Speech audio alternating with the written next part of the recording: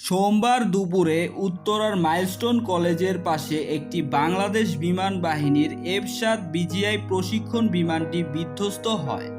জানা যায় দুপুর 1:06 বিমানটি উত্তরণ করা হয়, আর বিমানটি উত্তরণের কিছুক্ষণ পরেই দুর্ঘটনার শিকার হয়। এতে করে অনেক শিক্ষার্থী আহত ও নিহত হয়।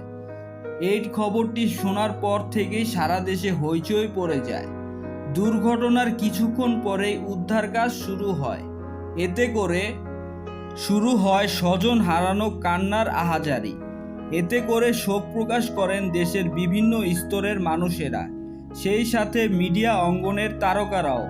মিডিয়া অঙ্গনের মধ্যে ছোট পর্দার জনপ্রিয় অভিনেতা মুশফিক ফারহান বিষয়টি জানতে পেয়ে গভীর শোক প্রকাশ করেন।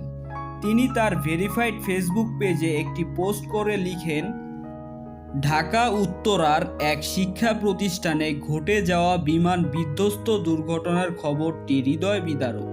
নিহতদের আত্মার মাগফিরাত কামনা করি এবং তাদের পরিবার পরিজনের প্রতি রইল আন্তরিক সমবেদনা।